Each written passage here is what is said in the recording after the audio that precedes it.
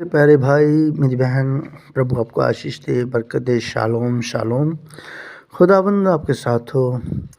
आपका प्यार, आपकी मोहब्बत देख के खुदावंद मुझे भी आशीष दे रहा है और दिन ब दिन हमारा चैनल आगे बढ़ रहा है और बहुत सारे लोग तौबा कर रहे हैं, पश्चाताप कर रहे हैं और अपने जीवन को शुद्धता में लेकर आ रहे हैं।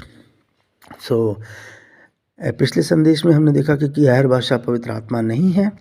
इसी तरह आज हम देखेंगे मत्ती की अंजील, उसका 28 अध्याय और उसकी 19 आयत। प्रभु यीशु मसीह यहाँ पर चेलों से बोल रहे हैं, इसलिए तुम जाओ सारे जगत में और सुसमाचार प्रचार करो और उन्हें पिता, पुत्र, पवित्र आत्मा के नाम में बपतिस्मा दो। प्रभु इस वचन के ऊपर आशीष दे। प्रभु आपको अकल बुद्ध तौफीक दे ताकि आप प्रभु के वचन में और अनंत जीवन में आगे बढ़ें। तो मेरा संदेश यहाँ पर यह है, तो फिर तुमने किसका बपतिस्मा लिया? तो फिर तुमने किसका बपतिस्मा लिया? तो मेरे भाई, मेरी बहन, आज यहाँ पर बहुत सारे लोग हैं, जो बहुत सारी जथेबंदियाँ ऐसी हैं जो बपतिस्मा पिता, पुत्र और पवित्र आत्मा के नाम में दे रही हैं और ये एक बहुत ही गलत है। वचन के अनुसार मेरा ये दावा है, मेरा ये चैलेंज है। पूरे जो मेरी आवाज़ सुन रहे हैं, देख रहे हैं, या फॉलोअर्स हैं और जो भी मेरी बात को सुन रहे हैं, ये आगे शेयर करें, अपने पास्टर तक पहुँचाएँ, क्योंकि एक शैतान की बहुत तगड़ी रणनीति है जो 325 एडी में आखिरी संत के ख़त्म होने के बाद में नीसिया कौंसिल ने चलाई और 325 एडी में ये झूठा बपतिस्मा कैथोलिक अंदर लेकर घुसा और नीसिया कौंसिल लेकर अंदर घुसी और धीरे धीरे ये जो है ये ट्रिनिटी जो है, त्रिएकता जो है, ये एक संस्था के रूप में आगे आई और अपनी बेटियों को, वेश्या ने अपनी बेटियों को ये दे दिया है ताकि वो लोग इसके अनुसार बपतिस्म करें। पर बाइबल का ऐसा कोई भी कानून नहीं है। बाइबल में जो परमेश्वर के दास थे, उन्होंने कहीं पर भी पिता, पुत्र और पवित्र आत्मा के नाम में बपतिस्मा नहीं दिया। और यहाँ पर प्रभु ने हमें अकल दी है और समझ दी है। ये अकल गाय, भैंसों और कुत्तों और बिल्लियों में नहीं है, मगर ये अकल प्रभु ने अपने बच्चों को दी है ताकि वो सनातन समय से छुपाए हुए इस भेद को अपने नबी के ज़रिए, प्रकाशित वाक्य 10 की 1 के 7 के ज़रिए अपने लोगों के ऊपर प्रकट करे। वचन में लिखा है आमोस की किताब 3:7 में, निसंग प्रभु परमेश्वर कोई काम नहीं करेगा जब तक वो अपने संतों के ऊपर, अपने नबियों के, पैगंबरों के ऊपर प्रकट नहीं करता। और यहाँ पर ये भेद जो बाइबल पूरी भेदों में लिखी गई है और ये भेदों को प्रकट करने के लिए उसने एक नबी, एक पैगंबर दिया है। आज बहुत सारे लोग पंजाब में कह रहे हैं हम नबी हैं, पैगंबर हैं, मगर मुझे दिखाएं कहाँ उनके पास, उनके कलीसियाओं में कहाँ शुद्धता है? बताएं मुझे, दिखाएं मुझे। और कहाँ पर उनके बैप्टिज़्म जो हैं वो बाइबल के अनुसार हैं? आपको वचन के अनुसार, बाइबल के अनुसार बैप्टिज़्म लेना है। और जब ये यीशु मसीह ने ये बात कही थी मत्ती की अंजील 28 की 19 में, तो वो आसमान पर उठा लिए गए और फिर दोबारा वो ज़मीन पर आए और 40 दिन उन्होंने सेवकाई की और उन्होंने अपने चेलों को बार बार यही बताया कि यरूशलेम में ठहरे रहना तब तक तुम पवित्र आत्मा ना पालो। और चेले जो थे बहुत आज्ञाकार थे। आज के चेलों के जैसे वो नहीं थे, वो बहुत आज्ञाकार थे। उन्होंने ऑनेस्टी, हम्बली, उन्हें उसको बात को ग्रहण किया और वो लोग वहाँ पर जाके यरूशलेम में वेट कर रहे थे। रसूल की कर्तव्य 1 अध्याय में आप देखें तो आपको ये बात नज़र आएगी। तो हम देखते हैं, मैं प्रमाण के साथ बात करता हूँ, ऐसे बात हवा में बात नहीं कर रहा हूँ।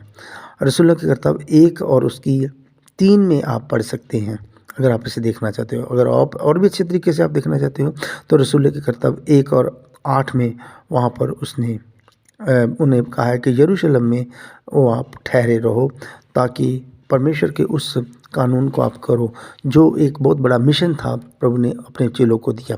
और ये क्या मिशन था कि सारे जगत में जाओ और सुसमाचार का प्रचार करो। बाइबल पवित्र आत्मा से लिखी गई है मेरे भाई, और पवित्र आत्मा ही इसे समझाता है। और आप ऐसा नहीं कह सकते कि मैं मत्ती की इंजील मानूँगा और मैं मरकस नहीं मानूँगा, मैं रसूलों के कर्तव्य नहीं मांगूँगा, मैं प्रकाशित वाक्य की बात नहीं इसका मतलब कि आपके अंदर कोई गलत आत्मा है।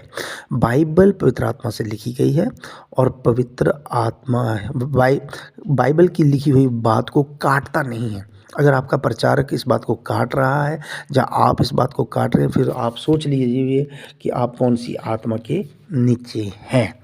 तो यहाँ पर रसूल के कर्तव्य एक में वो अपने लोगों को एक हुक्मनामा, एक कमांडमेंट दे रहा है कि तुम ये काम करने से पहले यरूशलेम में ठहरे रहना। और हम यहाँ पर देखते हैं रसूलों के कर्तव्य 2:14 में वो अकेला पतरस नहीं था, बल्कि उसके साथ वो 11 चेले भी थे जो वहाँ पर जब यीशु मसीह गलील पहाड़ पर उठाया जा रहा था तब उसके साथ में खड़े थे। अगर पतरस ने ये गलती की है, मान लीजिए पतरस ने ये गलती की है, वैसे ये गलती नहीं है, वैसे उदाहरण के लिए बात कर रहा हूँ। उसने कहा कि पतरस ने 2:38 में उसने कहा कि तुम यीशु मसीह के नाम में बपतिस्मा लो तब तुम पवित्र आत्मा पाओगे। तो बाकी जो चेले 10 थे उन्होंने पतरस को क्यों नहीं रोका कि भाई यीशु मसीह ने तो हमें ये बात कही है कि तुम पिता पुत्र पवित्र आत्मा के नाम में बपतिस्मा दो, मगर यहाँ पर तुम क्या प्रचार कर रहे हो मेरे भाई। वो इसलिए उसके साथ उसके ओपोजिट में नहीं खड़े हुए क्योंकि वो 11 के 11 चेले एक ही आत्मा के नीचे थे। और जब हम देखते हैं कि वही आत्मा जिसके नीचे वो थे वो अग्नि की जीवों में उनके ऊपर उतरता है और वो पवित्र आत्मा से भर जाता है पतरस, और फिर वो बोलता है, प्रचार करता है और 120 लोग इस बात में सहमत होते हैं और फिर वो पवित्र आत्मा से भर जाते हैं। और हम देखते हैं कि यहाँ पर क्लैरिफाई उसने यीशु मसीह की बात को, क्योंकि यीशु मसीह दृष्टांतों में बोलता था। उसने कहा कि मैं स्वर्ग का दरवाज़ा हूँ। अब वो लकड़ी का दरवाज़ा नहीं था। उसने कहा कि तुम मेरी भेड़ हो, आपकी 4 टांगें नहीं है और ना आप मैं करते भेड़ की तरह पीछे पीछे घूमते हो। उसने कहा मैं स्वर्ग की अंगूर की बेल हूँ। तो अंगूर की बेल नहीं था, मगर ये सब दृष्टांत है। अब यीशु मसीह ने अपने चेलों को ये दृष्टांत दिए, बोला पिता पुत्र पवित्र आत्मा के नाम में बपतिस्मा दो। आपके पास्टर को नहीं बोला था, आपको नहीं बोला था, बल्कि ये यीशु मसीह ने अपने चेलों को बोला था कि तुम क्या करना, तुम एक जाके सारे जगत में जाके सुसमाचार का प्रचार करना। ओके। और फिर 40 दिन जब उनके नज़र आया तो उसने कहा कि सुनो, तुम इससे पहले कि ये बपतिस्मा देने के लिए निकलो, तुम 40 दिन वहाँ पर इंतज़ार करो, ताकत हासिल करो, सामर्थ्य हासिल करो, अकल हासिल करो। और जब वो अकल उनके ऊपर, वॉइस मैन की, समझदार की अकल जो सुलेमान के अंदर थी, वही अकल जब पतरस और मत्ती मरकस लूका के अंदर आई तो उन्होंने वो गलती नहीं की जो आपके प्रचारक साहब गलती कर रहे हैं, जो आप गलती कर रहे हो, क्योंकि आपको बाइबल के अंदर का पवित्र आत्मा नहीं मिला है। आपको वो आत्मा मिला है जो वचनों को तोड़ता मरोड़ता है। मुझे यहाँ पर मेरा ये दावा है, मेरा चैलेंज है, मैं पूरी कलीसिया के साथ आपके प्रचारक से बपतिस्मा लूँगा मेरे भाई, पिता पुत्र पवित्र आत्मा के नाम में, अगर वो साबित कर दे बाइबल में से तो, वरना उसे मुझसे बपतिस्मा लेना होगा। बपतिस्मा यीशु मसीह के नाम में, खुले पानी में और डुबकी के ज़रिए, क्योंकि हमारे साथ मसीही भाई, मेरे मसीही बहनों के साथ प्रभु ने ये हुक्मनामा सेट किया है, कमांडमेंट सेट की है कि तुम और तुम्हारे बालकों के साथ मैं ये नियम मानता हूँ, जो भी बपतिस्मा यीशु मसीह के नाम में लेगा वो पवित्र आत्मा का दान पाएगा। और ना आप पवित्र आत्मा का दान पाओगे और ना ही आप पवित्र आत्मा को पाओगे अगर आप बाइबल के अनुसार तौबा बपतिस्मा नहीं करोगे। फिर उसके बाद में 2:42 वर्ष में लिखा है, और वो लगातार रसूलों की शिक्षा, और रसूलों की शिक्षा क्या है? बाइबल। मेरे भाई मेरी बहन, रसूलों की तालीम बाइबल है।